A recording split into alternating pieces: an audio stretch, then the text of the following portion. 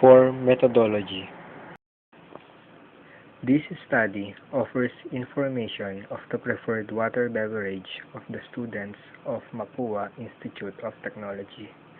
A survey was conducted within the bounds of MIT School of CHE, CHM, BE, and EMSE, Batch 2010, enrolled in the school year 2013 to 2014, to which 50 students were selected randomly. The survey includes the following questions. First, do you drink water from the water dispensers from all over the institute?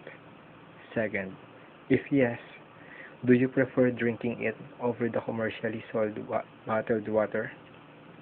And third, referring to question number 2, if you answered no, what is or are the reasons you prefer bottled water than the drinking water from the dispensers? Bottled water is a packaged food product sold in individual, sanitary, sealed containers.